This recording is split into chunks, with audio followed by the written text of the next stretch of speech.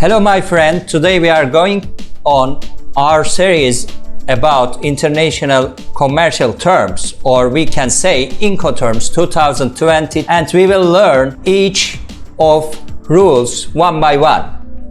And let's look what we learned today. Today I would like to talk to you about Delivered at Place. Incoterms has 11 kinds of trade rules, and Delivered at Place means that the seller delivers when the goods are placed at the disposal of the buyer on the arriving means of transport ready for unloading at the named place of destination. The seller bears all risks involved in the bringing the goods to the named place. Hey, my name is Murat. Welcome to my channel, where I help you start and grow your international business, make more money, save more time, and help more people too. If you are new here or haven't subscribed yet, so make sure to subscribe to my channel and turn on the notification for more great quality content on the import and export business and change your life. So make sure thumbs up to this video here on YouTube. It helps the video to reach more people.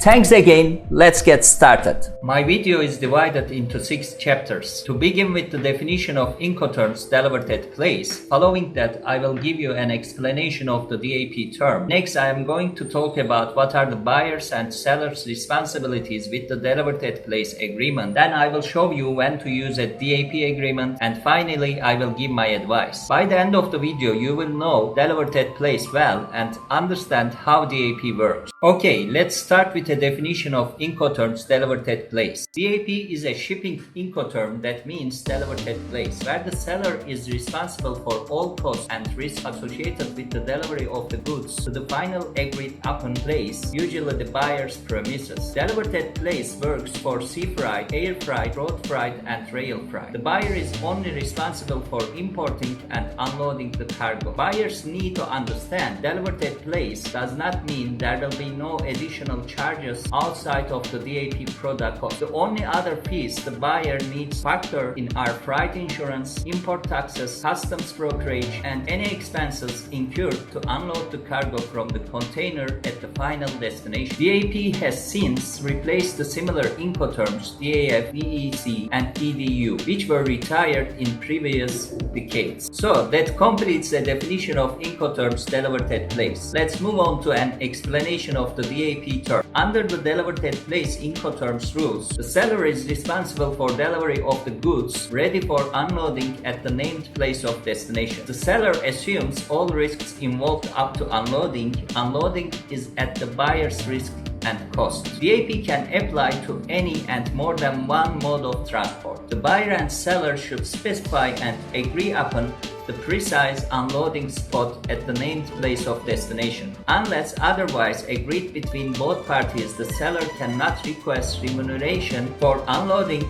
costs incurred under the contract of carriage. DAP rules require the seller to clear goods for export, where applicable without any obligation to clear the goods for import, pay import duty, or carry out import customs formalities. Right, so now we have come to the sellers and buyers' responsibilities in a DAP transaction. Let's explore the seller's responsibilities under a Delivered at Place agreement. In DAP terms, the seller is obligated to deliver the cargo to a mutually agreed destination further than the terminal. This agreed terminal could be the buyer's own premises or any place as mutually agreed. Export packaging.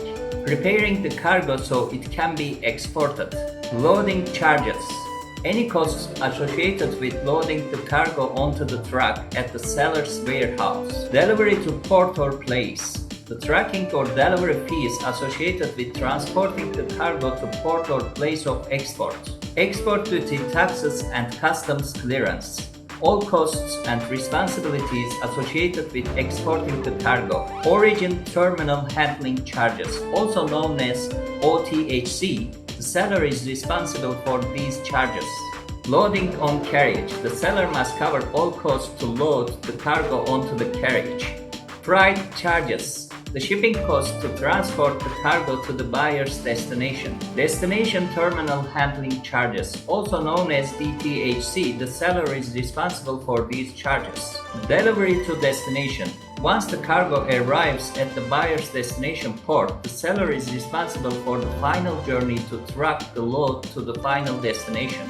Okay, let's discover the buyer's responsibilities in a delivered at place transaction. Unloading at destination. The buyer is responsible for any costs associated with unloading the cargo once it arrives via truck to their final destination, usually a warehouse. Import duty, taxes, and customs clearance. The buyer is responsible for all importation costs associated with the shipment. In the event a customs examination is required, the buyer is responsible for the exams costs.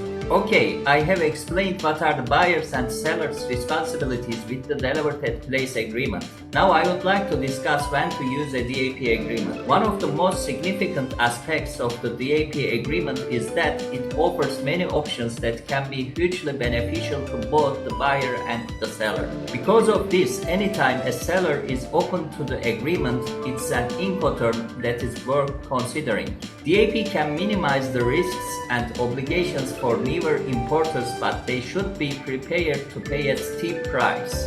If you are a less experienced importer and the seller offers DAP Incoterms, be sure to compare the rates with FOB and CIF Incoterms. For more experienced importers looking for a solution to increase cash flow, DAP might be viable if your sellers are willing to consider the options. Okay, I have explained when to use a DAP agreement. Now I would like to give my advice on a delivered at place transaction. The seller needs to be aware that under DAP terms, the seller is responsible for making sure that the goods are delivered to the agreed place. So, apart from ensuring that the goods are loaded from the origin, the seller also has to take care to ensure that there are no transshipment or on-carriage issues and the cargo reaches the agreed destination.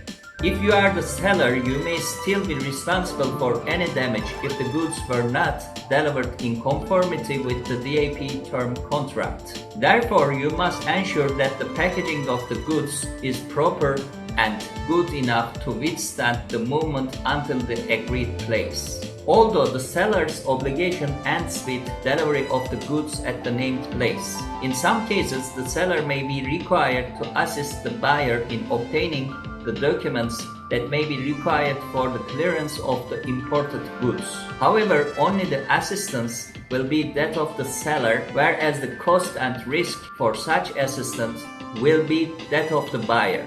Buyers and sellers in trade blocs such as the European Union or Southern African Development Community may find the DAP term useful as it allows for the movement of the cargo across borders without any extra customs clearance. A very crucial point to be noted in DAP is that while the seller is obliged to deliver to an inland point, this can be done only if the buyer has completed customs formalities, failing which the seller or their representative will not be able to fulfill the delivery. As with all Incoterms, the point of delivery must be expressly discussed and agreed upon between the buyer and the seller. That brings me to the end of my video. I hope you are a little clearer on Incoterms Delivered at Place. Thank you very much for being here. Next videos in this series, I will share with you the Incoterms 2020 rules one by one. And if you want to learn more detailed about the Incoterms 2020 rules, please do not forget to subscribe to my channel and turn on the notification. I have some good stuff over here you can watch and learn more about international trade and business. Keep going. Take care. Bye.